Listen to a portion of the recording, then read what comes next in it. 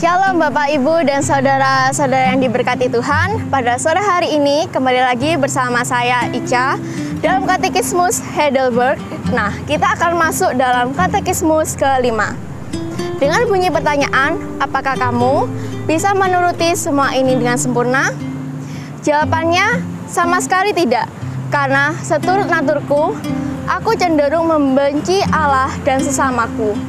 Melalui katekismus yang kelima ini, kita akan belajar dua hal, yaitu yang pertama, perintah yang pertama dalam Matius 22 ayat 37. Jawab Yesus kepadanya, kasihilah Tuhan Allahmu dengan segenap hatimu dan dengan segenap jiwamu dan dengan segenap akal budimu. Dalam Matius 22 ayat 37 ini, di sini merupakan perintah yang pertama atau utama, yaitu kasihilah Tuhan Allahmu dengan segenap jiwamu, dengan segenap hatimu dan akal budimu. Yang artinya, kekristenan dan kasih tidak dapat dipisahkan, harus menjadi satu kesatuan. Tidak ada kekristenan tanpa kasih, karena kasih harus jadi gaya hidup orang Kristen. Mengapa kasih harus jadi gaya hidup orang percaya? Karena kasih adalah suatu perintah yang harus kita lakukan atau taati. Karena Yesus sendiri yang mengatakan supaya kita mengasihi Tuhan bukan hanya setengah-setengah, tapi sepenuhnya. Yang kedua, perintah yang kedua dalam Matius 22 ayat 39.